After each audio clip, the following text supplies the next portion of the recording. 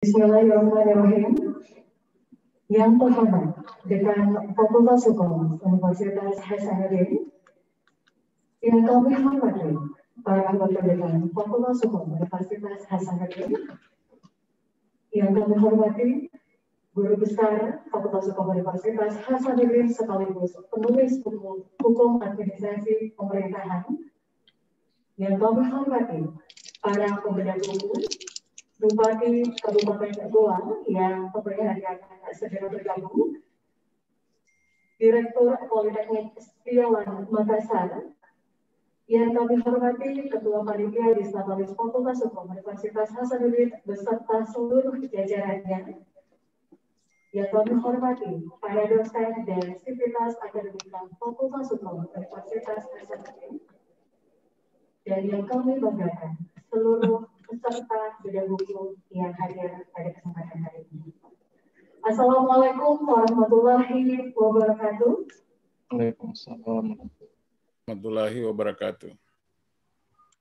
Selamat pagi dan salam sejahtera. Puji dan syukur kita panjatkan kehadiran Tuhan yang Maha Esa, Allah Subhanahu wa Ta'ala, atas limpahan rahmat dan taufiknya. Pada hari ini kita dapat dipertemukan dalam kegiatan bedah buku Hukum Administrasi Pemerintahan yang merupakan karya dari Bapak Profesor Dr. Andri Umar SHMH.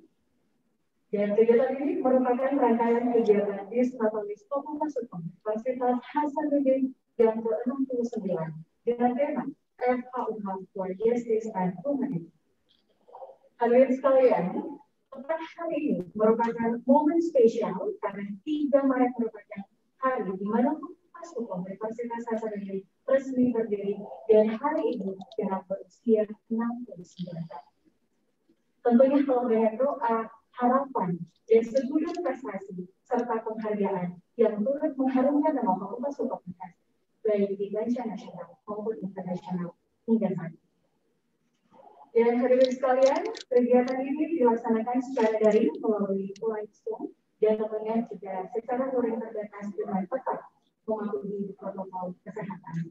Kita berdoa bersama semoga kita selalu diberikan kesehatan.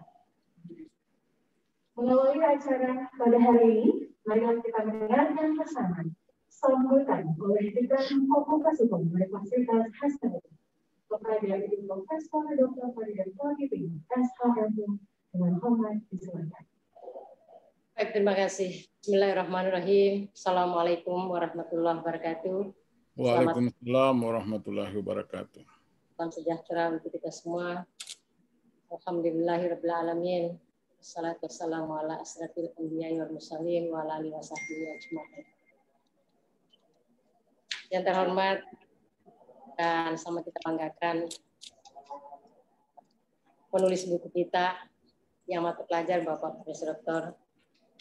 Andri Umar SHMH. Beliau adalah guru besar dan sekaligus ketua Departemen Hukum Tata Negara dan Universitas Hasanuddin. Yang saya hormati yang mata pelajar Bapak Profesor Dr. Profesor Amir Imbaruddin, MDE PhD, beliau adalah Direktur Politeknik Setiawan Makassar. Terima kasih banyak Prof berkenan untuk bersama kita di dalam acara bedah buku ini. Terima kasih Prof. Terima kasih. Yang saya hormati Bapak Adnan Purista Ihsan, SHMH, adalah Bupati Kabupaten Goa. Terima kasih berkenan hadir sebagai salah seorang pelaku pemerintahan yang nanti insya Allah akan juga menjadi pembedah pada bedah buku pada hari ini. Yang saya hormati seluruh wakil dekan yang hadir via Zoom. Saya hormati seluruh panitia Dies Natalis Fakultas Hukum Universitas Hasanuddin. Sebentar, saya.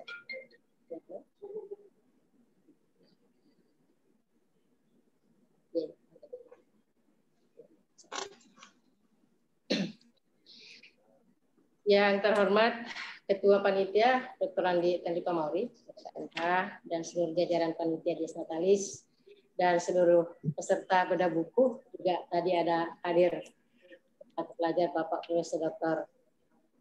Yusran, yang beliau adalah sahabat saya, alhamdulillah. hadir bersama kita dan seluruh hadirin yang saya cintai, saya banggakan.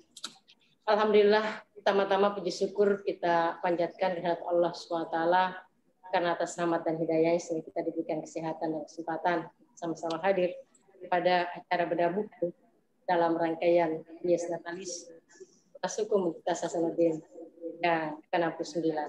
Alhamdulillah, hari ini adalah hari ulang tahun Fakultas Hukum. Insya Allah untuk kegiatan acara puncaknya akan nanti kita peringati pada tanggal 17 Maret 2021 insya Allah. Salam dan salam Nabiullah dan senantiasa mungkin kita ke jalan yang dan lebih baik insya Allah.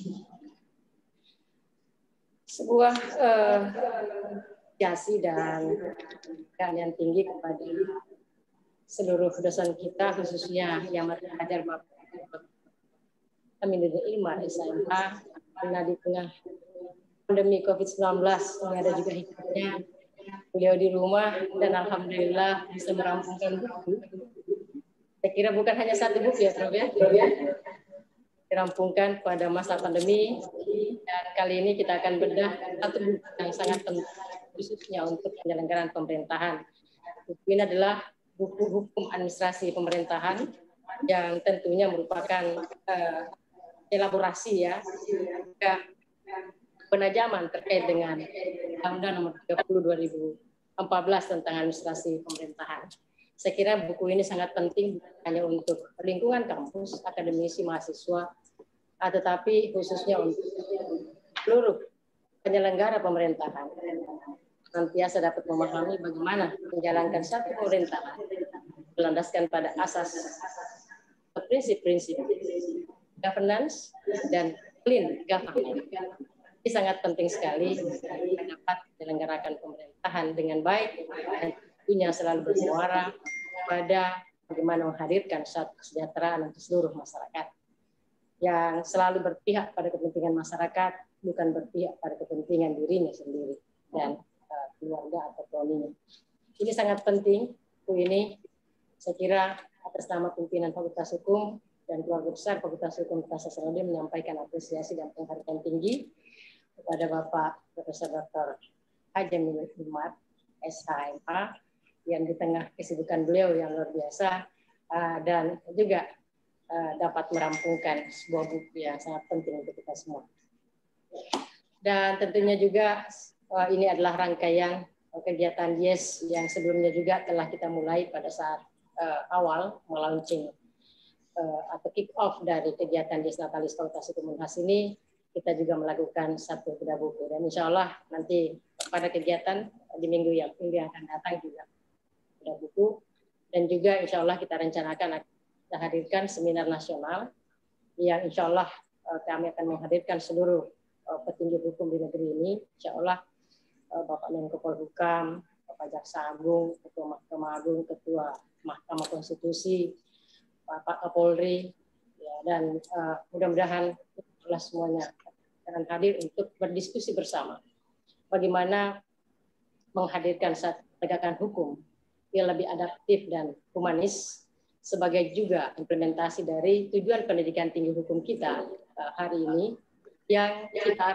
arahkan lebih melahirkan satu sosok penegak hukum yang lebih adaptif, humanis. Bagaimana melaksanakan hukum tidak hanya melihat dengan kacamata kuda, lurus-lurus secara normatif, tapi bagaimana bisa meresapi nilai-nilai hukum dan nilai-nilai keadilan yang ada di dalam masyarakat.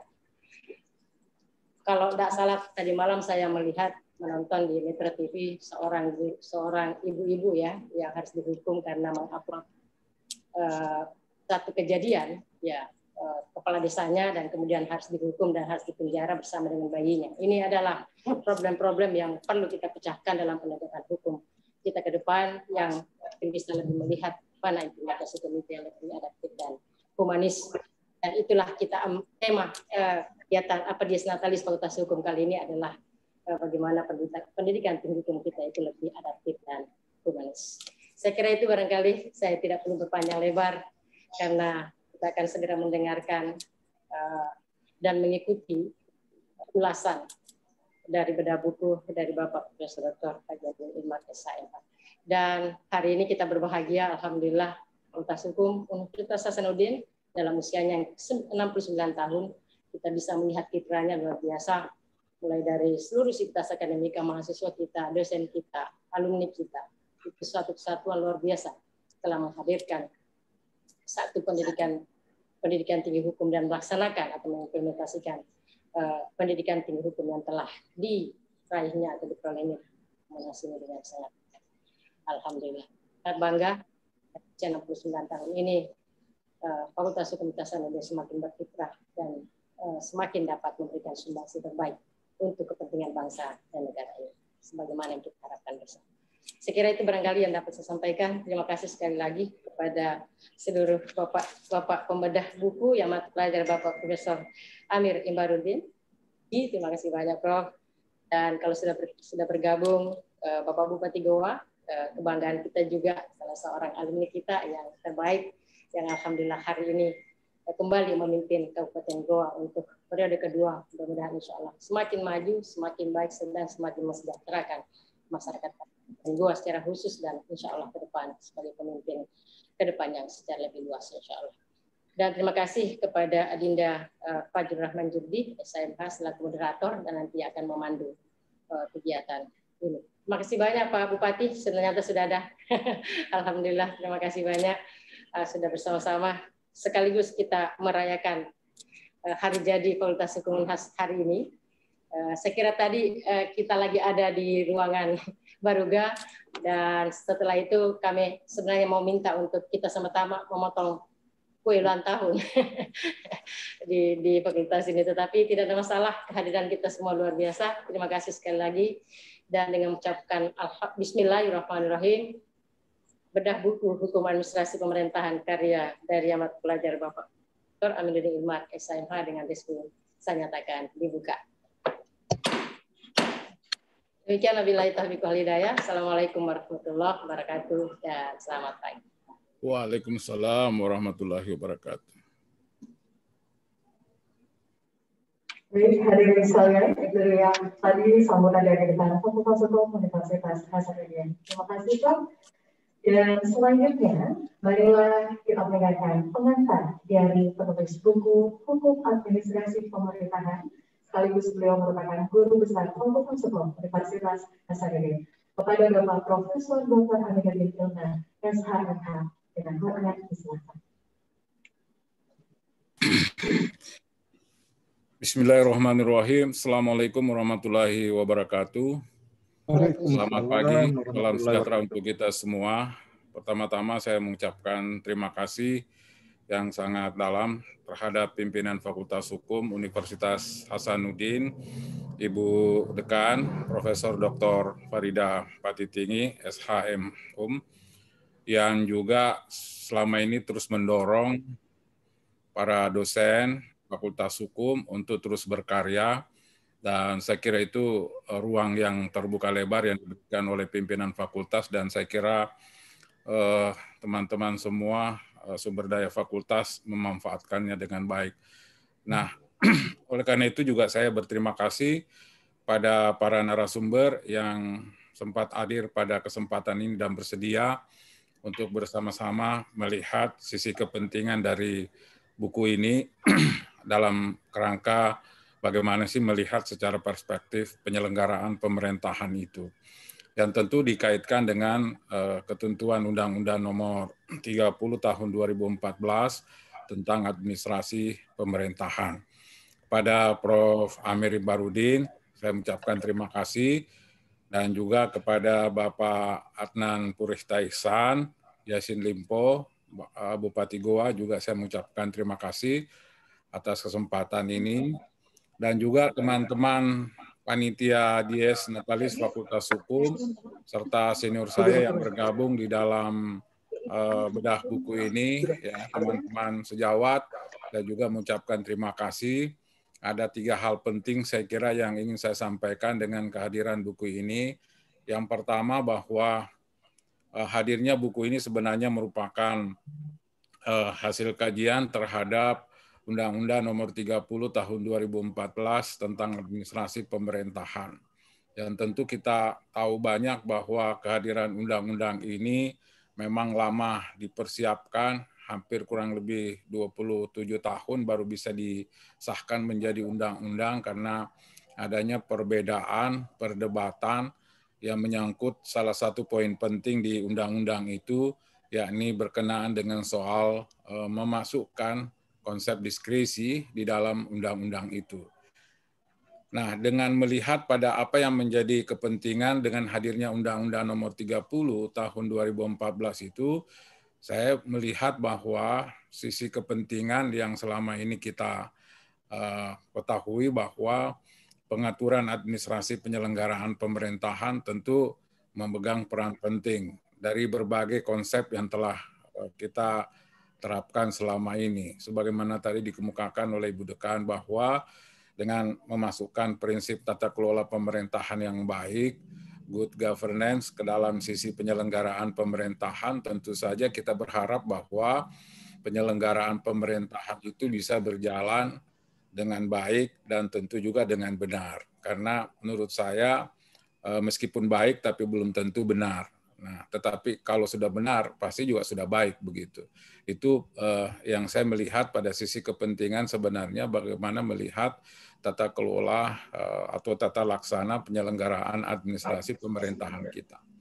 Yang kedua, ingin juga saya mengemukakan bahwa kehadiran buku ini dengan melihat pada norma-norma yang ada di Undang-Undang Nomor 30 Tahun 2014 tentang administrasi pemerintahan itu memang menjadi satu ketentuan yang mau tidak mau harus menjadi panduan bagi penyelenggara pemerintahan, khususnya pemangku jabatan pemerintahan di dalam melaksanakan tindakan atau perbuatan hukumnya. Nah, oleh karena itu sebenarnya kalau kita menelisik apa yang menjadi kepentingan dari kehadiran undang-undang itu, dan saya mengkaitkannya dengan kehadiran buku ini, maka sebenarnya menurut pendapat saya, pemikiran saya bahwa kehadiran undang-undang itu sebenarnya akan mempertegas dan memperjelas seperti apa sih sebenarnya proses penyelenggaraan administrasi pemerintahan itu yang selama ini memang menjadi seringkali menjadi perdebatan. Karena kita melihat pada satu sisi kepentingan bahwa administrasi pemerintahan itu sangat rumit, sangat kompleks, sehingga untuk mengatur sedemikian rupa, saya kira itu sangatlah tidak mudah. Oleh karena itu, dengan kehadiran undang-undang itu memang perlu mendapat pemahaman yang lebih baik dari teman-teman para pemangku jabatan pemerintahan, sehingga di dalam melakukan penata laksanaan administrasi pemerintahan itu bisa dilakukan dengan baik pula. Oleh karena itu sebenarnya meskipun kita tahu bahwa istilah yang berkembang terkait dengan mengapa saya mengambil judul buku ini menjadi konsep hukum administrasi pemerintahan, meskipun selama ini memang sudah banyak istilah yang digunakan, yakni hukum administrasi negara, hukum tata usaha negara, tapi saya melihat dengan mengacu pada ketentuan Undang-Undang Nomor 30 Tahun 2014 itu, maka saya mencoba memberikan narasi yang memang menjadi argumentatif saya bahwa ke depan untuk memberi penegasan pada proses penyelenggaraan administrasi pemerintahan, maka memang kita harus menciptakan atau mewujudkan satu konsep hukum yang namanya hukum administrasi pemerintahan. Di samping memang konsep hukum administrasi secara umum. Tapi konteks hukum administrasi pemerintahan sebagaimana dimaksud di dalam konteks Undang-Undang Nomor 30 Tahun 2014 itu memang menjadi tumpuan dasar di dalam sisi kepentingan di dalam penulisan buku ini. Yang ketiga adalah bahwa kehadiran buku ini sebenarnya dimaksudkan tidak lain untuk membangun konsep, ya, kemudian memberikan dasar argumentasi teoritis sebagaimana norma-norma yang ada di dalam Undang-Undang Nomor 30 Tahun 2014 itu. Oleh karena itu, buku ini memang mengharapkan memberikan pemahaman mendasar, mendalam terhadap apa sih yang menjadi kepentingan di dalam sisi pengaturan administrasi penyelenggaraan pemerintahan itu. Sebab bagaimanapun juga kita berharap bahwa kalau norma pengaturan ini betul-betul menjadi terpahami dengan baik, maka saya yakin bahwa jalannya penyelenggaraan administrasi pemerintahan itu bisa disebut akan berlangsung dengan baik dan benar. Sehingga dengan demikian kita harapkan bahwa bias-bias penyelenggaraan administrasi pemerintahan itu bisa diminimalkan semaksimal mungkin, sehingga proses apa yang menjadi kepentingan di dalam penyelenggaraan pemerintahan betul-betul menjadi fungsi utama dari pemerintah untuk memberi pelayanan terbaik kepada warga masyarakat kita. Dan tentu saja bahwa konteks buku ini tidak hanya bisa menjadi parameter bagi pemahaman teman-teman para pemangku jabatan, tapi juga memang menjadi satu sisi kepentingan bagi warga masyarakat, karena kita tahu kehadiran Undang-Undang Nomor 30 Tahun 2014 itu memang tidak hanya diperuntukkan bagi pemangku jabatan pemerintahan, tetapi juga perlindungan hukum bagi warga masyarakat. Nah, sehingga dengan demikian, apa yang menjadi kepentingan buku ini saya kira menjadi satu hal yang mungkin bisa dipahami dengan baik. Yang terakhir, ya tentu juga saya mengucapkan mungkin ada hal yang memang masih terdapat kekurangan dari karya ini, tetapi saya akan menerima banyak masukan dari bedah buku ini, sehingga kemudian mungkin ke depan dalam edisi yang berikutnya bisa dilakukan perbaikan-perbaikan. Saya kira itu yang bisa saya sampaikan. Wassalamualaikum warahmatullahi wabarakatuh. Waalaikumsalam warahmatullahi wabarakatuh. Terima kasih, Prof. Dan hadirin yang kami banggakan, sesaat lagi kita akan mendengarkan pemaparan dari para pembedah. Sebagaimana kita lihat juga telah bergabung di live Zoom untuk para pembedah. Yang pertama berhadir Bapak Ahmad Purita Isan SHMH, beliau merupakan Bupati Kabupaten Goa, dan juga telah hadir Bapak Profesor Amir Ibaruddin MBA PhD, beliau merupakan Direktur Politeknik Setia Makassar. Dan tentunya hadirin sekalian, untuk pemaparan dari para pembedah akan dipandu oleh moderator Bapak Fajrul Rahman Jodi SHMH. Beliau merupakan akademisi Fakultas Hukum Universitas Hasanuddin, dan tentunya kita telah memiliki sejumlah karya buku di bidang ilmu hukum. Dan sebelumnya saya sampaikan kembali bahwa di dalam kegiatan bedah buku ini kita akan memberikan door prize kepada seluruh peserta yang beruntung. Namun ada beberapa teknis yang kami akan sampaikan bahwa pemenang dari door prize ini akan dipilih berdasarkan keaktifan para peserta dalam memberikan tanggapan maupun telah berpartisipasi dalam memberikan pertanyaan maupun saran, dan dipastikan telah mengisi daftar hadiah yang nantinya sesaat lagi akan di-share melalui kolom grup chat. Baik, hadirin, selanjutnya saya persilakan kepada Bapak Fajrul Rahman Jodi SHMH. Baik, terima kasih Bu Arini SHMH. Assalamualaikum warahmatullahi wabarakatuh. Selamat pagi, jelang siang Bapak Ibu sekalian. Yang kami hormati Ibu Dekan Fakultas Hukum, yang kami hormati penulis Bapak Profesor Dr. Amir SHMH. Beliau adalah Ketua Departemen Hukum Tata Negara Fakultas Hukum Unhas, dan tentu sudah menulis banyak sekali buku, misalnya Hukum Tata Pemerintahan yang sudah beredar, apa yang akan kita bedah hari ini, kemudian Hukum Tata Pemerintahan yang sebelumnya, lanjutan dari buku ini kayaknya Hukum Administrasi Pemerintahan. Dan yang kedua adalah ada yang lama sekali hak menguasai negara dalam privatisasi BUMN. Ada juga membangun negara hukum Indonesia. Ada juga hukum penanaman modal yang ini buku-buku yang sudah agak lama. Yang terbaru juga adalah memaknai kepemerintahan yang baik, buku-buku Prof. Masih ada beberapa saya tidak hafal, mohon maaf Prof. Dan salah satu dosen yang karya tulis atau yang rajin sekali menulis memang adalah beliau. Maka pada hari ini kita akan membedah salah satu buku Hukum Administrasi Pemerintahan yang merupakan semacam tafsir terhadap Undang-Undang 30 tahun 2014 tentang administrasi pemerintahan.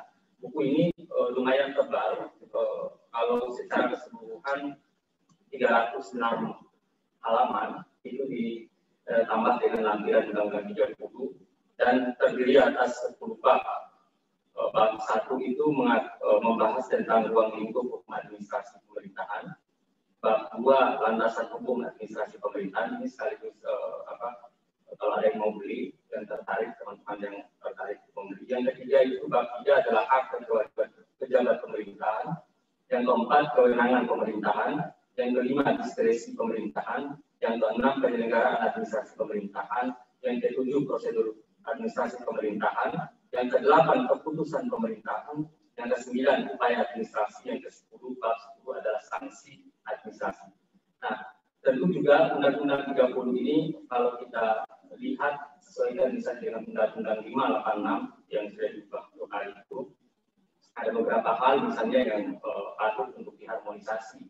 Soal jangka waktu permohonan yang dalam Undang-Undang 5 itu diatur 4 bulan, jika tidak ada jawaban maka permohonan dianggap ditolak. Tapi di Undang-Undang 30 itu kalau nggak salah 20 hari permohonan dianggap diterima, dan jika demikian maka meminta penetapan pengadilan. Ada banyak hal yang memang harus disesuaikan.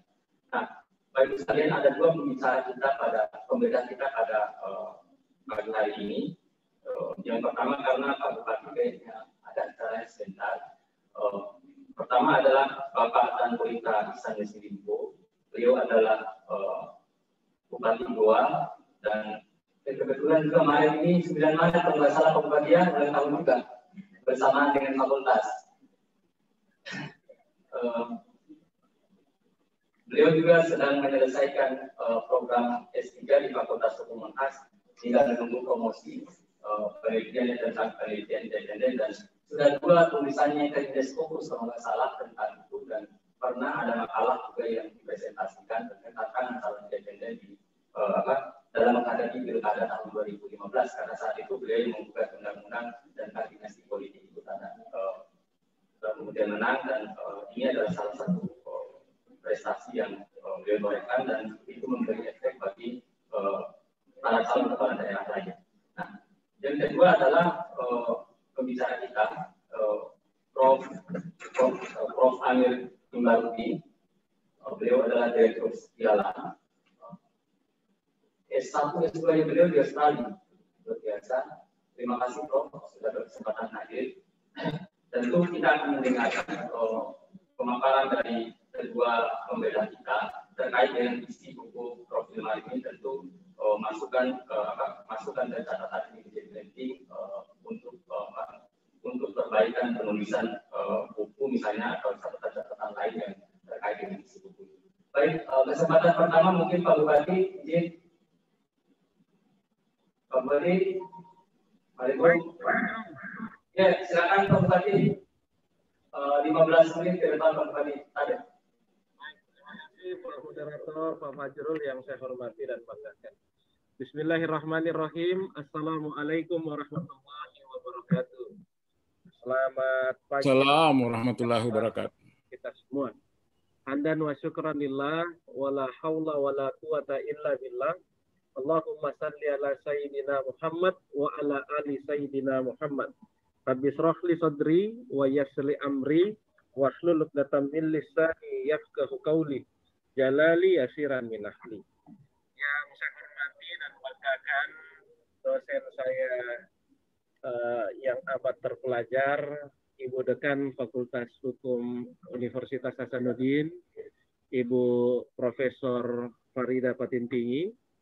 Yang saya hormati dan saya banggakan tentunya yang menulis buku yang kita bedah pada pagi hari ini, dosen saya juga, pembimbing saya juga. Ini tentu merupakan salah satu kehormatan bagi saya, karena saya sebagai muridnya, mahasiswanya, bisa melakukan bedah buku yang dilakukan pada pagi hari ini. Itu Prof. Aminuddin Ilmar, yang tentunya sama-sama kita semua hormati dan banggakan. Yang saya hormati dan saya banggakan Bapak Profesor Imbar yang juga selaku pembedah buku pada pagi hari ini. Yang saya hormati dan banggakan seluruh sivitas akademika Universitas Hasanuddin Fakultas Hukum, Pak Fajrul sebagai moderator, dan kita semua yang hadir, yang sama-sama saya hormati dan saya banggakan. Minta maaf saya tidak sebutkan satu persatu. Dan semoga kita semua selalu diberikan kesehatan dan kita semuanya selalu dalam lindungan Allah Subhanahu wa taala.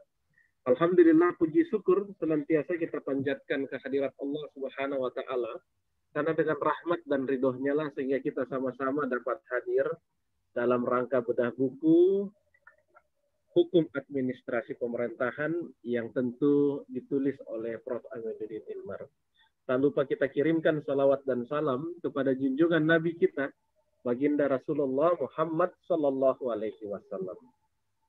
Bapak Ibu sekalian, saudara-saudari yang saya hormati dan banggakan, izinkan saya pertama-tama atas nama pribadi, keluarga, dan pemerintah Kabupaten Goa dan masyarakat Kabupaten Goa menyampaikan selamat Is Natalis Fakultas Hukum Unhas.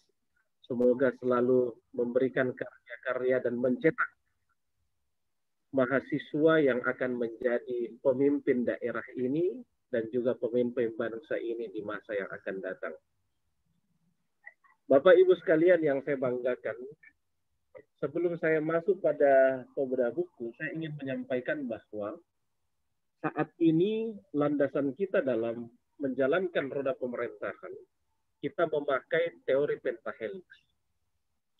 Teori pentahelix itu ada 5 pilar pembangunan di dalamnya. Yang pertama, pilar pembangunannya adalah pemerintah, government. Pemerintah menunjukkan arah kemana yang harus kita tuju sama-sama untuk kita bisa memajukan suatu daerah dan meningkatkan kesejahteraan masyarakatnya. Dalam teori pentahelix, pilar yang kedua adalah pengusaha.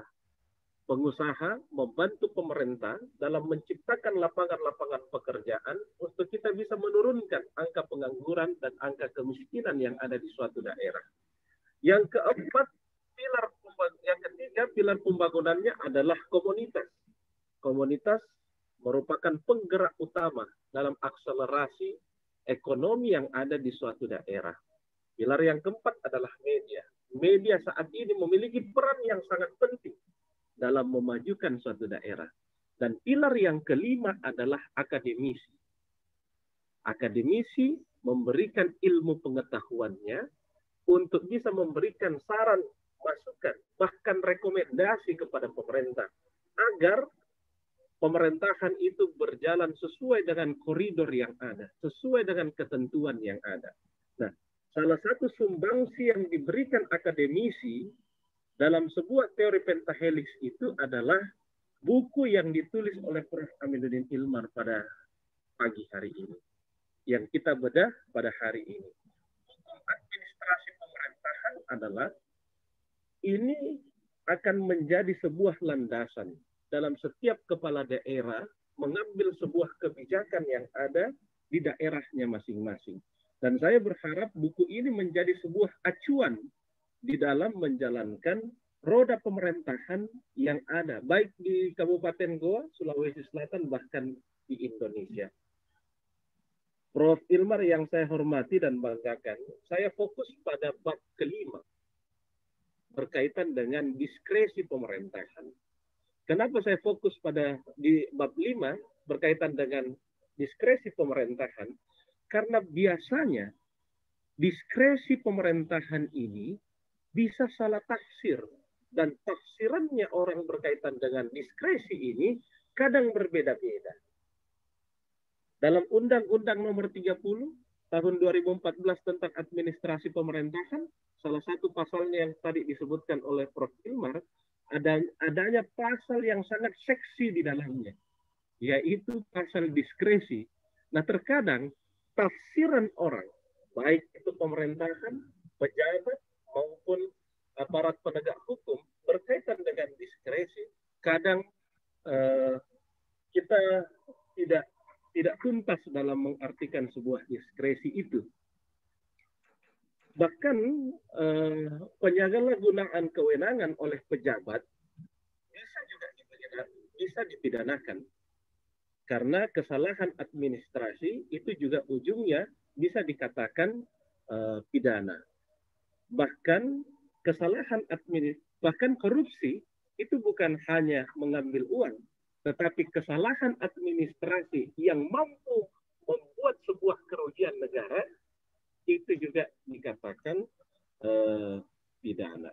Itu juga dikatakan korupsi. Nah, oleh karena itu berkaitan dengan diskresi pemerintahan. Lalu bagaimana ketika yang bersangkutan melakukan diskresi, bukankah apabila ada ancaman di dalamnya, Prof, yang bersangkutan ragu untuk mengambil sebuah diskresi? Jadi kalau misalnya ada penyalahgunaan kewenangan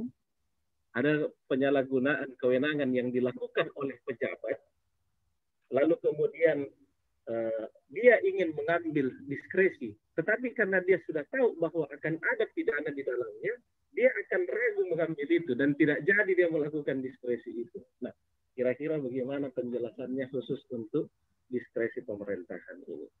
Saya pikir itu yang bisa saya sampaikan. Saya fokuskan pada diskresi, sebab kadang-kadang sampai dengan hari ini kepala daerah pun belum tuntas mentafsirkan terkait dengan diskresi pemerintahan. Mudah-mudahan ini ada penjelasan dari Prof. Hilmar. Terima kasih. Dan terakhir izinkan saya menyampaikan selamat Prof atas penerbitan buku ini. Buku ini tentu akan sangat bermanfaat bagi seluruh pejabat pemerintahan yang ada saat ini, karena insya Allah buku hukum administrasi pemerintahan ini akan menjadi acuan dalam menjalankan roda pemerintahan yang ada saat ini. Terima kasih. Assalamualaikum warahmatullahi wabarakatuh. Waalaikumsalam warahmatullahi wabarakatuh. Terima kasih Pak Bupati, penjelasannya luar biasa, terutama terkait pasal 24 dan 14 tentang administrasi pemerintah. Memang banyak pejabat yang ternyata tersandra karena salah memaknai diskresi, salah mengambil diskresi atau tidak mengambil diskresi. Kalau tidak diambil, ada situasi yang mendadak yang harus dari keputusan, tapi ada ketakutan nanti diambil penegak hukum kalau kemudian dia salah ambil. Ini memang menjadi problem, tapi ada riset kami misalnya sama Prof. Hilmar tahun 2017 di Fakultas Hukum tentang diskresi di 3 provinsi, Sulsel, Maluku, dan Papua. Dan itu ternyata memang hampir yang kami indeks tidak memahami terlalu jauh apa yang dimaksud dengan diskresi. Mungkin karena pemahaman data diskresi, sehingga pada akhirnya bahkan undang-undangnya mereka tidak paham. Mungkin nanti Prof. Hilmar bisa menjelaskan apa yang menjadi kekhawatiran Pak Bupati. Nanti karena dalam tataran praktis Pak Bupati terkait dengan ada situasi tertentu yang mengharuskan para kepala daerah. Baik, terima kasih Pak Adnan. Yang kedua adalah Prof. Amir. Tapi Prof. waktu dan kesempatan kami silakan.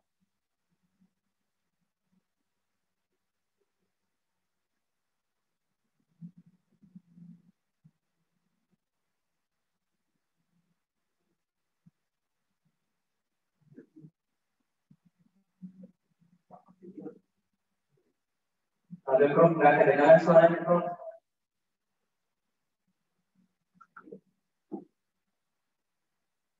Prof, dimulai Prof, ada Prof. Prof, ada Prof dimulai. Mic-nya masih ter-unmute, Prof. Mic-nya masih ter-unmute. Prof. Sama host. Ya. Oke. Baik. Bismillahirrahmanirrahim. Assalamualaikum warahmatullahi wabarakatuh. Selamat pagi, salam sejahtera untuk kita semua. Yang saya hormati Ibu Prof. Dr. Farida Patitinggi, Dekan Fakultas Hukum Universitas Hasanuddin. Selamat Disnatalis 69 Fakultas Hukum. Semoga Fakultas Hukum secara khusus dan Universitas Hasanuddin secara umum bisa semakin berjaya. Prof. Aminuddin Ilmar, penulis buku, Guru Besar Fakultas Hukum UNAS.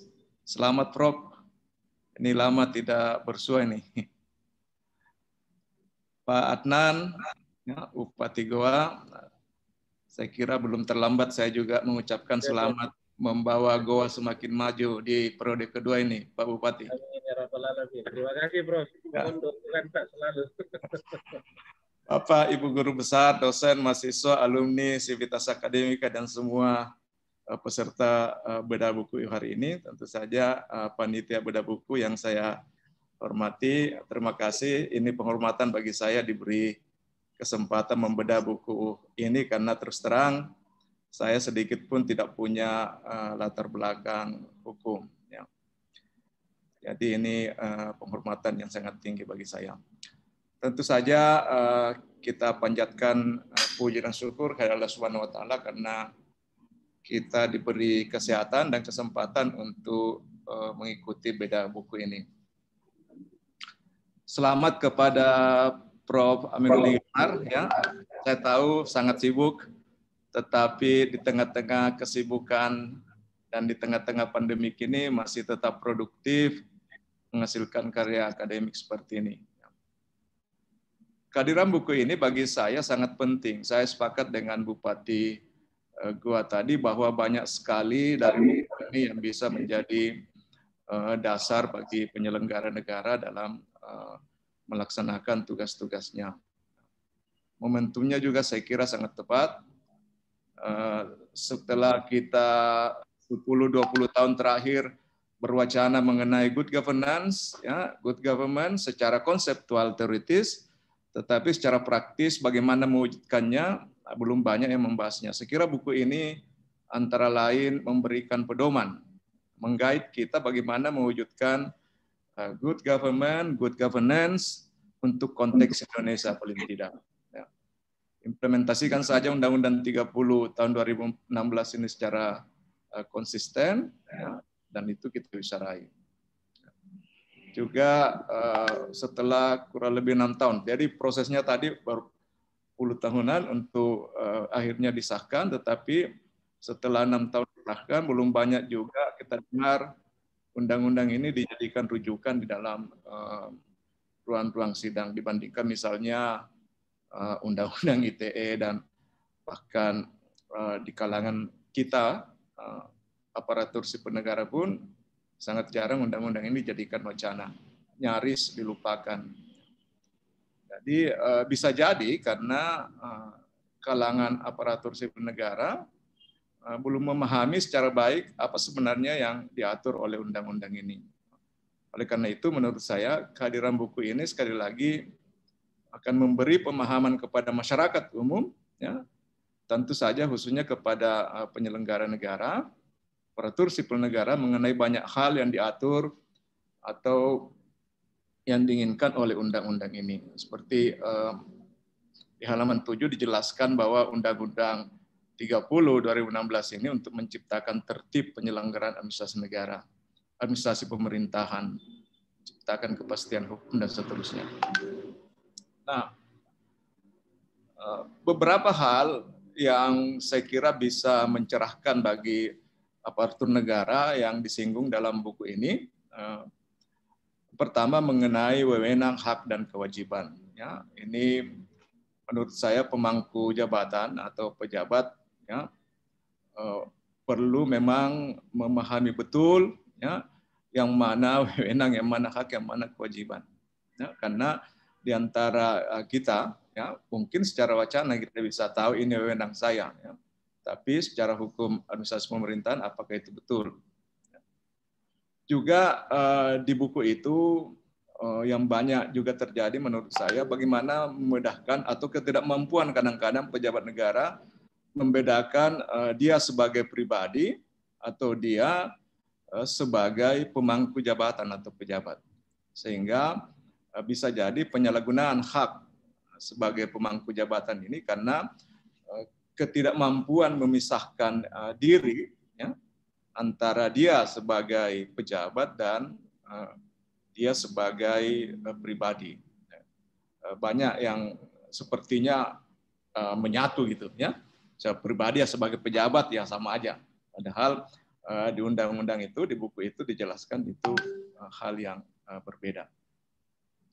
Yang lain yang sudah disinggung tadi difokuskan oleh Pak Bupati yang mengenai diskresi. Ini juga menurut saya sampai sekarang kita banyak penyelenggara negara ya, yang belum clear betul yang mana sebenarnya yang diskresi, karena banyak yang merasa itu diskresi dia, tetapi akhirnya berakhir pada persoalan-persoalan hukum. Yang lain di buku itu mengenai upaya administratif, ya, prosedur yang dapat ditempuh oleh warga masyarakat bila mana mereka tidak merasa puas terhadap keputusan atau tindakan dari badan atau pejabat pemerintah.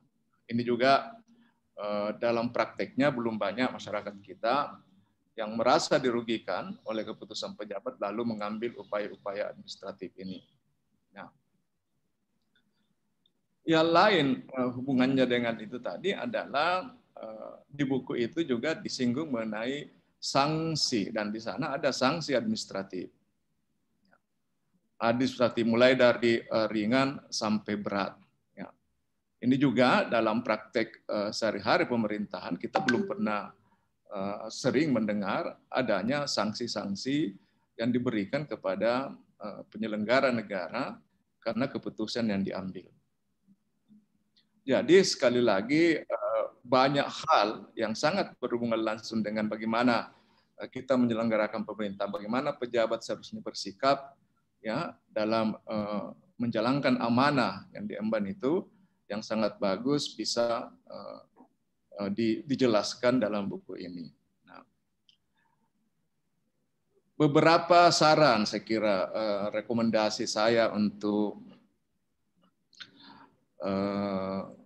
bagaimana supaya buku ini lagi lebih operasional, lebih bisa membantu banyak penyelenggara negara dan juga masyarakat menuntut hak-haknya.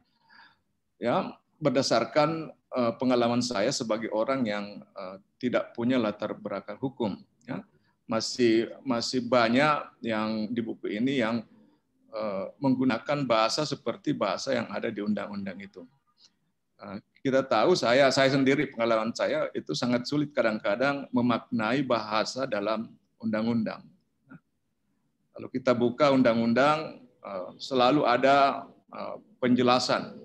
Tapi ketika kita buka penjelasannya mengatakan cukup jelas. Jadi semakin tidak jelas. Apa ini cukup jelas bagi pembuatnya?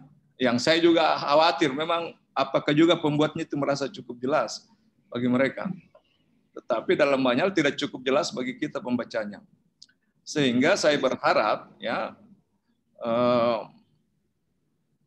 ada upaya di terbitan edisi-edisi selanjutnya untuk melengkapi istilah-istilah tadi ya dengan contoh-contoh kasus real untuk membantu pembaca lebih memahami apa yang dimaksudkan.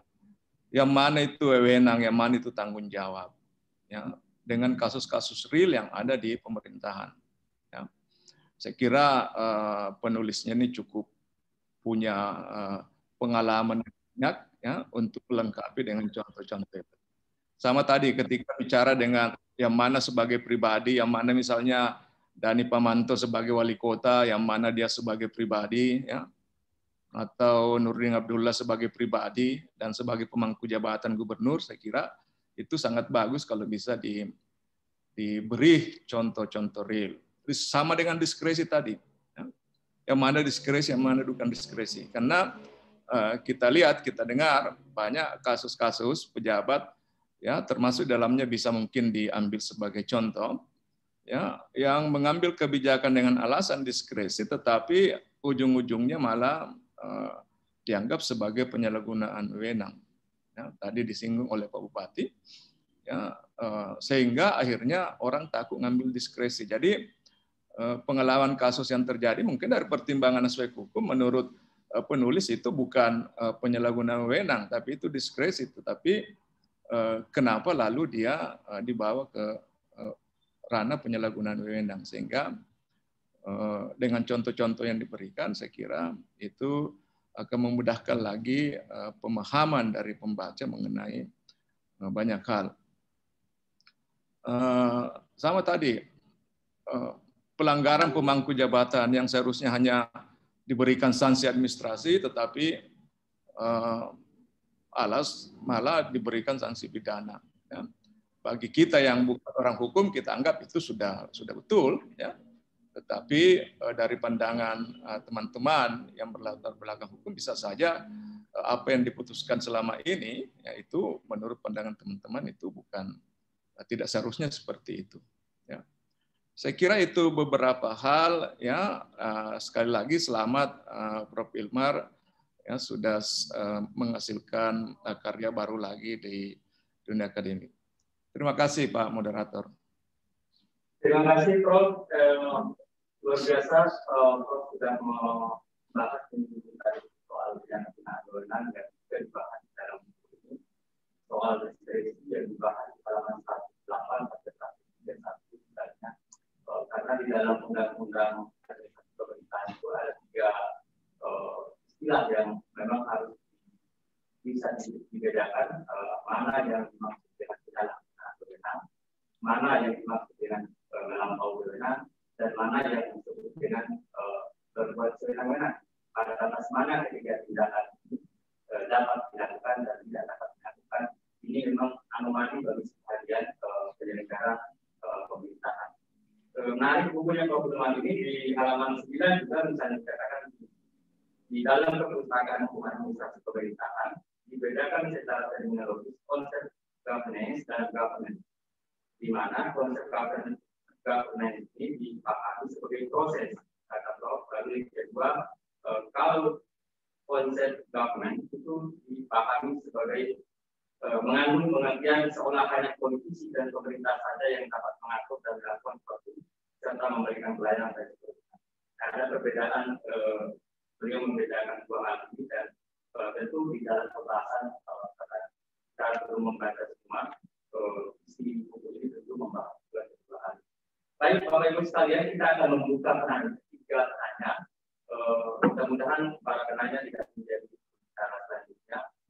Kami persilakan kalau ada yang mau bertanya. Tarik.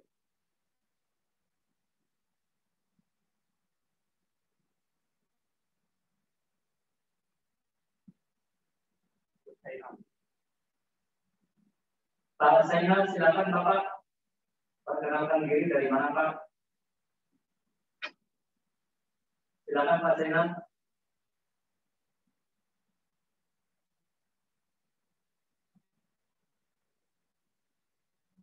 Pak Zainal.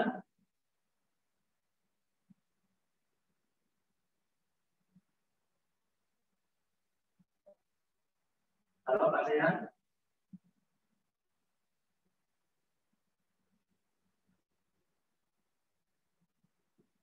Halo. Halo. Sudah dibuka? Pak Zainal?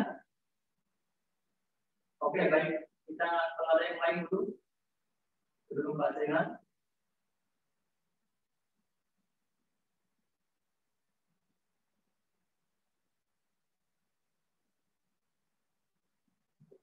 Ada yang lain, Bapak Ibu?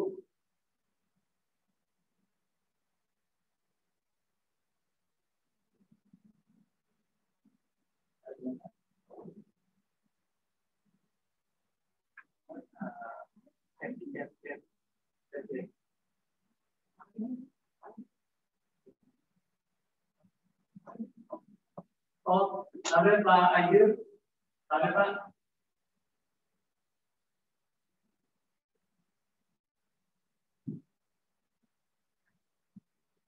Pak Ayu, ada.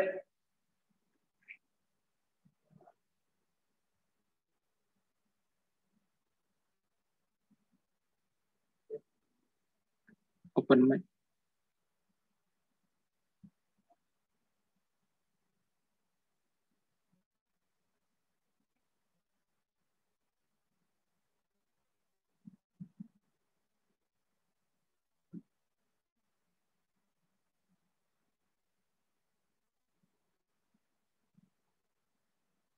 yang ada juga di kolom ada beberapa asumsi saya ini memberikan tanggapan.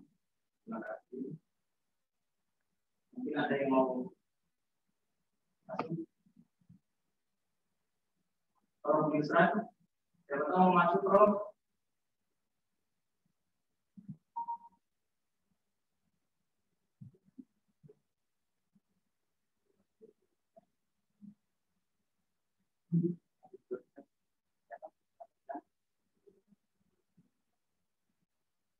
Ada Pak Putra Perdana.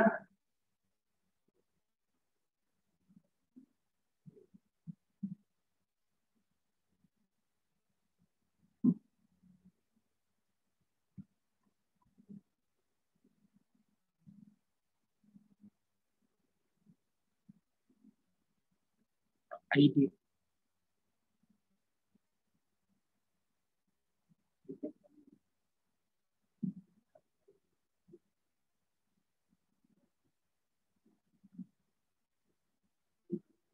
ID sampai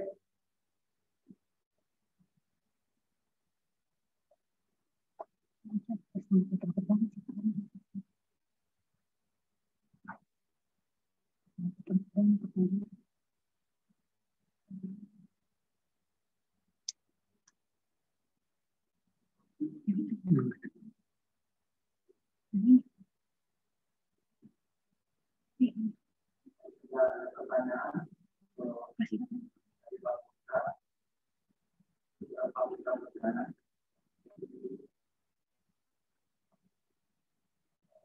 pertama, bagaimana menurut Bapak bahwa Undang-Undang 30 tahun 2014 sekarang diperlukan bisa dijadikan pelarian bagi koruptor untuk melepaskan diri dari jalanan hukum, mempunyai kebijakan sah atau tidaknya bisa dinilai oleh TDUN.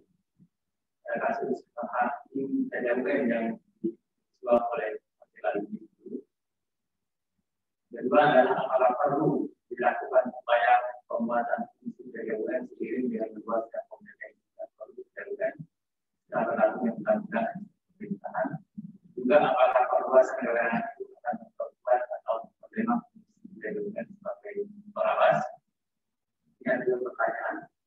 Bagus pertanyaannya karena memang ada beberapa keputusan yang tidak mengikuti alur di Undang-Undang 5 atau 6, tapi ternyata diputus oleh TDUN, misalnya kalah kita kasus keputusan hubungan kita dari Papua misalnya itu gugatannya oleh saya yang tidak ada keputusan tapi yang diputus adalah tindakan.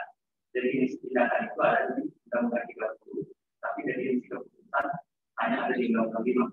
Ini memang ada problem. Baik, ada juga pertanyaan. Ya, pertanyaan itu mungkin sampai Pak Bupati masih bersama kita. Masih. Ya, silakan Pak Bupati.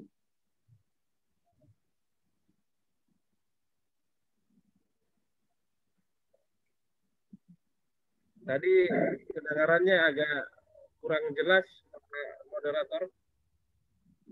Oh siap, ini ada pertanyaan di kolom chat itu Pak Bupati dari Pak Perdana.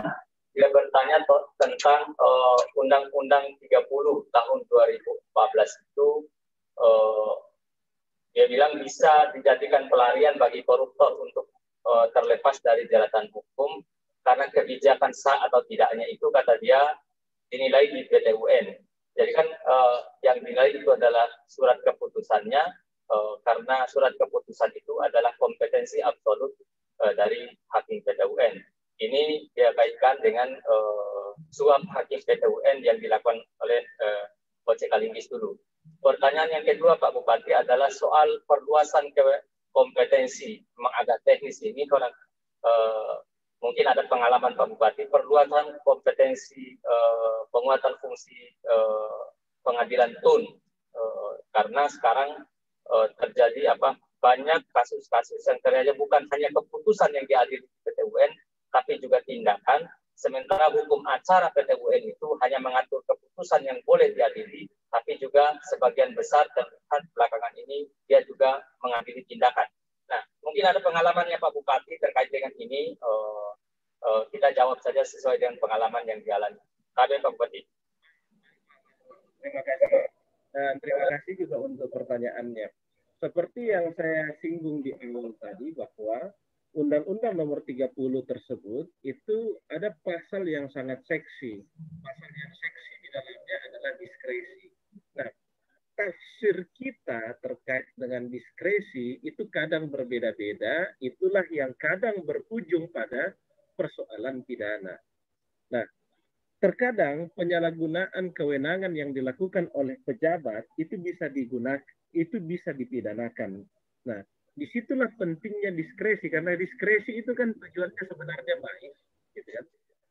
Tujuan diskresi itu sebenarnya baik, tetapi yang menjadi masalah, kadang orang ragu mengambil sebuah diskresi itu karena tafsirannya yang berbeda-beda. Nah, itulah tadi yang saya tanyakan kepada Prof. Ilmar, bahwa bagaimana menyikapi perbedaan pandangan dan tafsiran terkait dengan diskresi yang ada dalam Undang-Undang Nomor 30 Tahun 2014. Yang kedua berkaitan dengan kompetensi PT-UN ya. Mohon maaf saya agak lupa. Moderator. Siap, ya Pak Bupati. Yang kedua terkait PT-UN ya. Iya, kan kompetensi PT-UN yang diperluas. Iya. Memang tidak ada di dalam buku sih sebenarnya Pak Bupati, ini perluasan pertanyaan sebenarnya. Kenapa Pak? Kurang jelas suara Pak. Perluasan pertanyaan sebenarnya Pak Bupati, ini perluasan pertanyaan tidak dibahas di buku ini sebenarnya. Baik. Jadi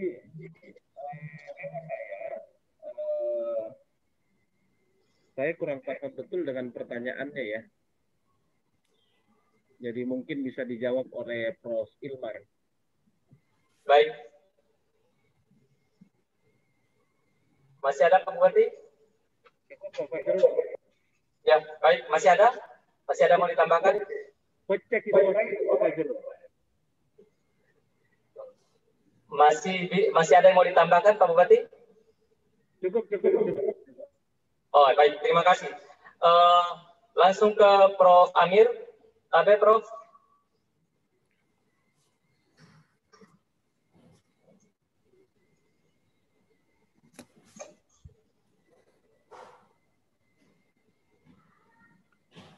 Ya, pertanyaannya kalau mengenai PT-UN, saya melihat begini, mungkin bukan soal kewenangan, tetapi soal eksekusi dari hukuman atau keputusan yang dibuat oleh PT-UN. Kita melihat banyak kasus di mana keputusannya sudah dibuat oleh PT-UN, tetapi itu tidak dijalankan oleh pejabat yang kena hukuman itu. Itu yang menurut saya antara lain kenapa PT-UN itu di mata masyarakat kurang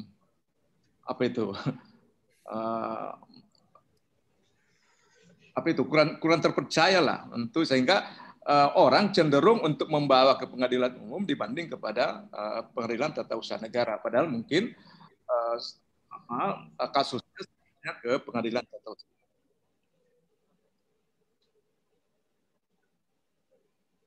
Baik, sudah Bro? Ya, cukup. Oh, baik. Ya, memang keputusan TUN itu non eksekutorial, soalnya agak susah dieksekusi karena yang mengeluarkan keputusan itu juga yang disuruh eksekusi.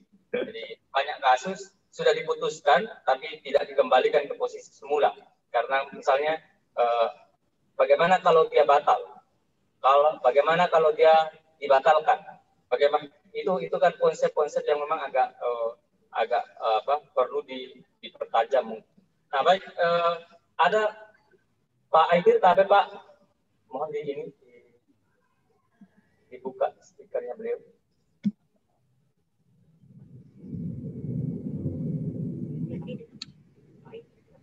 Pak Aidir.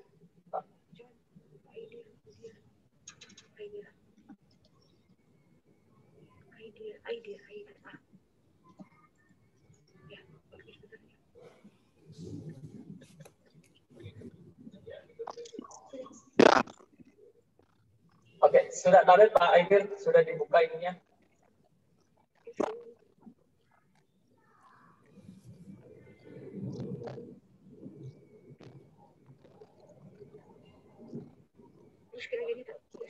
Pak Aidil, tahu?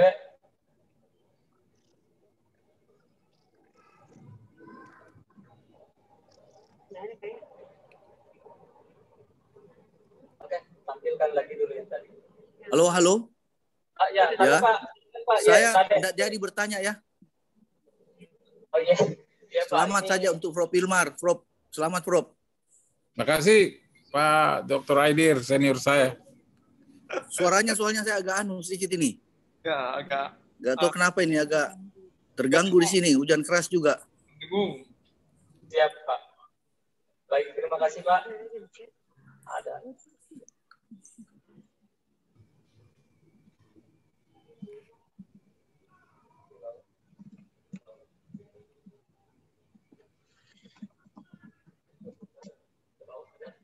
Yang ini.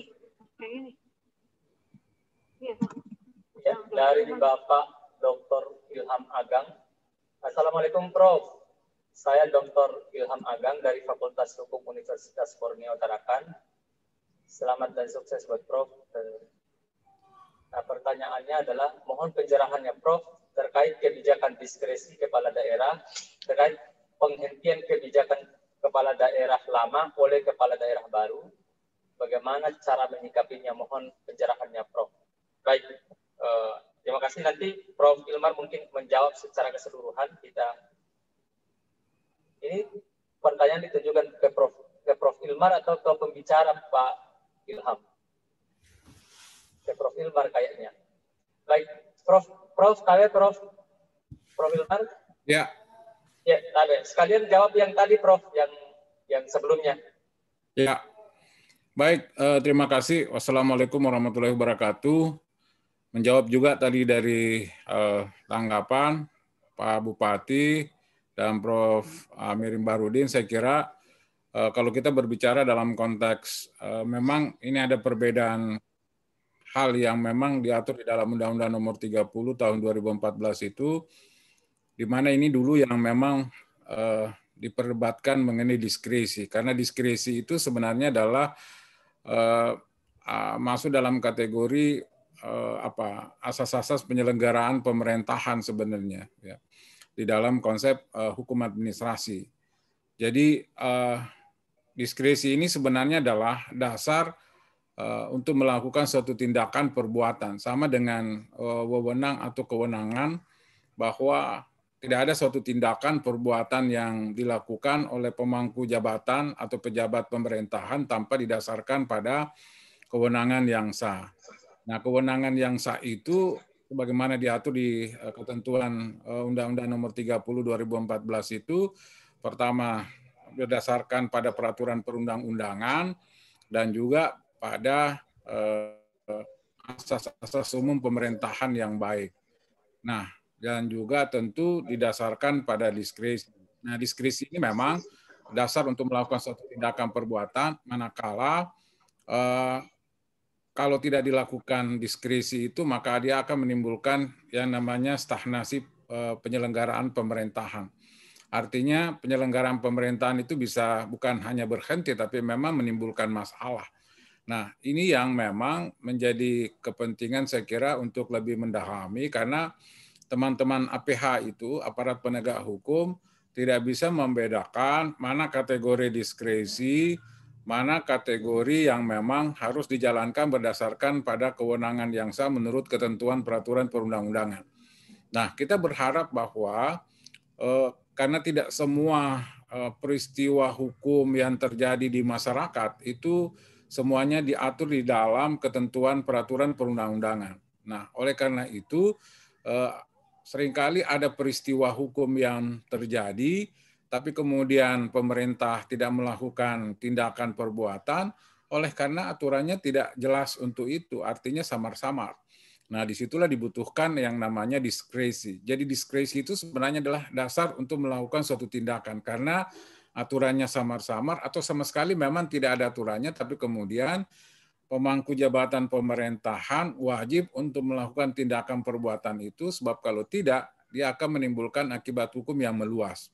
Nah, ini memang benar apa yang dikatakan oleh Pak Bupati tadi, bahwa seringkali pemahaman ini tidak satu interpretasi. Padahal menurut saya bahwa di Undang-Undang Nomor 30 itu sudah jelas dikemukakan. Memang juga tafsiran antara kata diskresi di Undang-Undang Nomor 30 dengan kata kebijakan di ranah ilmu administrasi publik, ya, dari kata policy itu memang agak berbeda. Nah, saya mengartikan bahwa kebijakan itu adalah suatu tindakan perbuatan yang bisa diambil oleh pemerintah untuk menyelesaikan suatu masalah tertentu. Nah, kemudian diwujudkan, diimplementasikan di dalam ranah hukum administrasi, bahwa kalau itu ada aturan dasarnya untuk melakukan tindakan perbuatan itu dalam bentuk ada wewenang, ada kewenangan yang diberikan oleh aturan, maka itu tidak menjadi masalah.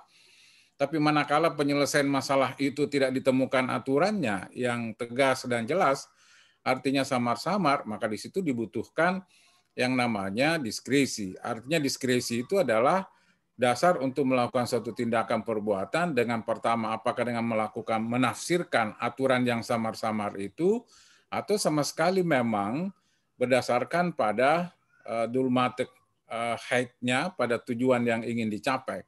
Cuma memang problematika yang muncul karena di situ nanti akan dilihat. Nah, sebagaimana tadi dikemukakan oleh Pak Bupati bahwa ini memang sangat kurang dipahami antara proses penyelenggaraan administrasi yang kemudian ternyata menimbulkan kerugian negara, yang kemudian bisa dipandang juga masuk dalam kategori tindak pidana korupsi. Padahal misalnya kalau kita mengacu bahwa kalau dasar tindakan perbuatan itu jelas, tujuan yang ingin dicapai itu jelas, ya berdasarkan harus peletakannya bahwa ini memang dasarnya pada diskresi, tapi pencapaian tujuannya adalah jelas, maka tentu kita bisa melihat bahwa tindakan perbuatan hukum itu haruslah dianggap absah. Nah, problem yang ada di APH kita, ini yang tidak terpahami dengan baik, karena selalu meskipun pelanggaran administrasi yang dilakukan, tetapi kemudian kalau dia berujung pada kerugian keuangan negara, maka itu juga nantinya akan menimbulkan bahwa itu masuk dalam kategori penyalahgunaan kewenangan. Padahal kita menyatakan di Undang-Undang Nomor 30 Tahun 2014 sendiri itu memang ada penerapan pasal yang menurut saya sedikit keliru. Karena di situ yang dimaksud dengan larangan penyalahgunaan kewenangan itu yang pertama adalah larangan penyalahgunaan kewenangan, melampaui kewenangan dan perbuatan atau tindakan sewenang-wenang. Nah, antara perbuatan penyalahgunaan kewenangan dengan tindakan sewenang-wenang itu berbeda. Karena menurut saya kalau dia penyalahgunaan kewenangan, berarti kewenangannya ada, tapi kemudian dia menyimpang dari apa yang menjadi kewenangannya, dasarnya. Tapi kalau tindakan sewenang-wenang, itu sama sekali tidak ada dasar bertindaknya, tidak ada wewenangnya, tapi kemudian dia melakukan tindakan perbuatan itu. Yang menurut saya itu keliru penempatannya di dalam konteks penyalahgunaan kewenangan, melampaui batas kewenangan, dan perbuatan sewenang-wenang itu. Nah, ini memang yang juga memang harus menurut saya memerlukan interpretasi. Tapi menyangkut soal diskresi, saya menyatakan diskresi itu adalah sebenarnya bagaimana agar tindakan perbuatan pemerintahan itu mempunyai dasar. Nah, dasar inilah yang kita katakan itu memang harus dipertegas, karena kalau kita baca ketentuannya menyatakan bahwa dasar tindakan perbuatan pemerintahan itu ada dua. Pertama, berdasarkan pada ketentuan peraturan perundang-undangan. Kemudian yang kedua pada asas-asas umum pemerintahan yang baik. Nah, sehingga kemudian untuk menguji diskresi itu sebenarnya memang ranahnya di dalam ranah administratif. Makanya sebenarnya di dalam ketentuan adanya pelanggaran administrasi pada proses penyelenggaraan administrasi pemerintahan itu, disitulah kemudian pertama kali harus diuji oleh yang namanya aparat, oleh APIP ya. Jadi APIP lah yang akan menentukan apakah terjadi kesalahan administrasi atau tidak yang kemudian mengakibatkan kerugian negara. Nah, dari konteks itu juga akan dipilah apakah itu masuk dalam tanggung jawab pribadi atau tanggung jawab jabatan. Nah, manakala masuk tanggung jawab pribadi, maka harus dikembalikan secara pribadi. Tapi kemudian kalau itu tanggung jawab jabatan, mengakibatkan itu tanggung jawab jabatan, maka kemudian kelembagaanlah, institusilah yang berwenang untuk mengembalikan kerugian itu. Nah, di mana letak perbedaan kalau itu kemudian menimbulkan bahwa ini masuk dalam kategori ranah korupsi. Nah, ranah korupsi itu memang harus diwujudkan dalam dua, kalau di dalam konteks hukum pidana itu kan dia membuktikan adanya mens rea dengan actus reus. Ada niat jahat, kemudian diwujudkan di dalam tindakan perbuatan. Yang menurut saya bahwa sisi kepentingan yang paling mendasar memang ini yang paling susah dibedakan oleh teman-teman aparat penegak hukum. Bahwa mana tindakan administrasi yang berkategorisasi implikasinya tindakan koruptif dan yang mana memang hanya semata-mata pada tindakan kesalahan administrasi semata. Nah, ini yang memang belum mampu dipilah, sehingga menurut saya ya semuanya secara mudahnya ya dimasukkan saja di dalam ranah tindakan perbuatan korupsi. Nanti putusan hakimlah yang akan menentukan. Padahal di dalam ketentuan undang-undang sendiri sudah menentukan manakala pemangku jabatan dituduhkan telah melakukan penyalahgunaan kewenangan berdasarkan pada apa yang menjadi tindakan perbuatan yang dilakukan, maka pemangku jabatan yang bersangkutan boleh mengajukan pengujian di peradilan administrasi, peradilan tata usaha negara untuk menyatakan apakah tindakan perbuatan dia itu memang masuk dalam kategori penyalahgunaan kewenangan atau tidak. Nah, selama ini menurut saya itu yang belum dilakukan sama sekali oleh para pemangku jabatan, menguji tindakan perbuatan yang dilakukan oleh aparat penegak hukum bahwa pejabat yang bersangkutan telah melakukan penyalahgunaan kewenangan. Nah, pejabat yang bersangkutan bisa melakukan pengujian ke peradilan administrasi untuk menentukan apakah tindakan perbuatan ini memang absah atau tidak. Nah, kalau berdasarkan pada putusan administrasi bahwa tindakan perbuatan itu absah adanya, maka saya kira tuntutan kepada pejabat bahwa telah melakukan suatu tindakan perbuatan koruptif itu harus dihentikan. Nah, saya kira itu mekanisme yang dibangun di dalam hukum administrasi pemerintahan, khususnya di dalam Undang-Undang Nomor 30 Tahun 2014. Tapi saya lihat memang dalam prakteknya ini memang belum dimanfaatkan oleh teman-teman yang pejabat yang telah disangka melakukan tindakan perbuatan penyalahgunaan wewenang itu untuk menguji apakah tuduhan yang dimaksud oleh aparat penegak hukum itu absah atau tidak melalui peradilan administrasi. Nah, yang kedua mengenai tadi ada perluasan kompetensi kewenangan PT-UN, kompetensi absolut. Saya sepakat bahwa seharusnya memang pengujian yang dilakukan oleh peradilan administrasi dalam hal ini PT-UN ya dengan konsepsi yang dibangun di Undang-Undang Nomor 30 Tahun 2014, tentu kita juga berharap bahwa kompetensi absolut yang dimiliki oleh PT-UN mestinya memang diperluas. Karena kalau tidak, maka sangat sulit untuk menjembatani apa yang menjadi substansi kepentingan di dalam ketentuan Undang-Undang Nomor 30 Tahun 2014 itu. Nah, seperti juga sekarang kita melihat bahwa Undang-Undang Nomor 30 itu ada namanya prinsip positif fiktif. Artinya prinsip positif fiktif itu kalau masyarakat mengajukan permohonan dalam jangka waktu tertentu atau fiktif positif maksud saya, bukan positif fiktif, fiktif positif, maka dianggap pemerintah menolak permohonan itu. Tapi sebaliknya di Undang-Undang PT-UN itu kan diatur mengenai positif fiktif. Jadi manakala pemerintah warga masyarakat mengajukan permohonan kepada pemerintah ya kepada pejabat tapi dalam jangka waktu tertentu tidak direspon, ditanggapi, maka dianggap bahwa permohonan itu diterima.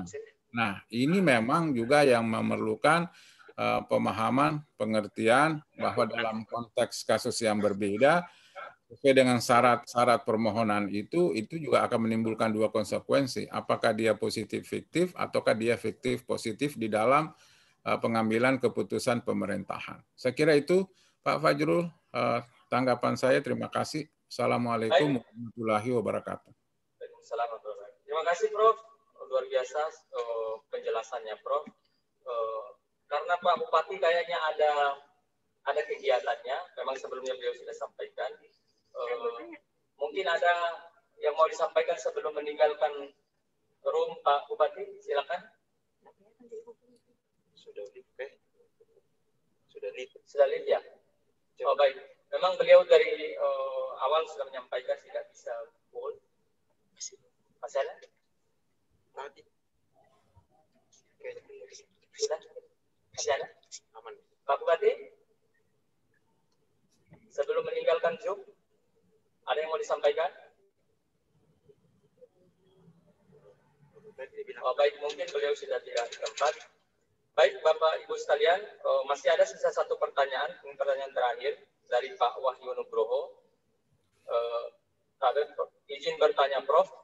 Pertanyaan kasus konkret, apakah izin lingkungan dan izin usaha pengelolaan wilayah pesisir yang dikeluarkan gubernur sebelum terbit perda zonasi pengelolaan wilayah pesisir dapat dikatakan diskresi, sementara investasi butuh kepastian hukum? Pertanyaan dari Pak Wahyu Nugroho. Ini ditujukan kepada Prof. Hilmar. Mungkin Prof. ada pencerahan terkait pertanyaan ini. Ya, terima kasih Pak Fadlu. Kalau kita menyatakan kewenangan pemberian izin itu ya didasarkan pada ketentuan peraturan perundang-undangan. Ya, jadi kalaupun misalnya ada aturan yang lebih khusus mengatur tentang perda zonasi wilayah, ya tentu nanti akan ada proses penyesuaian terhadap izin-izin yang diterbitkan itu. Tapi bukan berarti dalam konteks adanya pembatalan terhadap apa yang telah dikeluarkan sebelumnya. Nah, kita akan melihat sisi kepentingan misalnya, karena ini kan menyangkut soal pengelolaan, kewenangan pengelolaan 12 mil oleh provinsi, yang dulunya memang 4 mil itu menjadi kewenangan pemerintah kabupaten kota. Nah, saya kira bahwa yang terpenting sebenarnya adalah dengan adanya pengaturan yang baru itu tentu mungkin kalau izin itu punya jangka waktu, maka sebelum nanti berakhirnya jangka waktu itu ya tentu akan ada perubahan sesuai dengan perda zonasi yang telah ditetapkan. Tapi sebelumnya izin itu ya masih tetap dianggap sah diberlakukan, ya. Tidak boleh juga ada karena lahirnya ada perda zonasi maka kemudian ada pembatalan begitu ya. Saya kira bukan itu. Jadi di sini kita melihat kepentingan bahwa sepanjang bukan diskresi sebenarnya karena dasar pemberian izin itu selalu ada dasarnya. Jadi menurut saya lazimnya itu kewenangan pemberian izin itu sangat jelas diatur di dalam ketentuan peraturan perundang-undangan. Ya, jadi tidak didasarkan pada diskresi. Jadi ini yang memang harus dipahami dalam konteks ini. Sehingga dengan demikian menurut saya apa yang menjadi kepentingan di dalam pemberian izin itu tetap menjadi sah, ya. Dan kalaupun ada peraturan yang baru, peraturan daerah tentang zonasi, tapi tidak di dalam konteks pembatalan, tetapi mungkin pada penyesuaian izin itu nantinya setelah izin itu berakhir. Saya kira demikian Pak Fajrul. Baik, terima kasih banyak Prof. Aminuddin Hilmar atas penjelasan terhadap isi buku ini. Bapak Ibu sekalian, karena waktu, karena Fakultas Hukum juga menyediakan gunting kita di bawah, sehingga kami masih mau panjang sebenarnya karena banyak pertanyaan kayaknya Prof terkait dengan diskusi kita. Bapak Ibu bisa melihat ini bukunya. Saya tunjukkan. Ini bukunya bisa dipesan nanti ya langsung Prof. Lumayan tebal dan ini lengkap terutama bagi penyelenggara pemerintahan. Bapak Ibu sekalian, kami ucapkan terima kasih yang tak terhingga atas kebersamaan selama di Zoom. Kedua pembicara kita Bapak Adnan yang sudah karena ada kegiatan tadi sudah meninggalkan Zoom. Bapak Prof. Profesor Amir Imbaluddin. Suatu kehormatan bagi kami karena beliau menyempatkan diri untuk hadir di acara kita, dan ada Pak WD3 tadi di sini, Ketua Panitia, dan karena ruangan ini besar, kosong, ada beberapa teman-teman dosen muda yang berkumpul juga di dalam ruangan sambil menunggu acara acara di sebelah. Baik Bapak Ibu sekalian, kami ucapkan mohon maaf yang sebesar-besarnya jika ada hal-hal yang kurang berkenan selama kegiatan berlangsung. Kita akhiri bedah buku kita, dan selanjutnya akan ada lagi bedah buku nanti korupsi kekuasaan beberapa hari lagi ke depan. Nanti pembedahnya ada dari KPK dan seterusnya. Terima kasih. Kita akhiri billahi sabil haq. Assalamualaikum warahmatullahi wabarakatuh. Waalaikumsalam. Selamat Prof. Terima kasih Prof. Imbar. Yo, izin live ya. Ya. Thank you.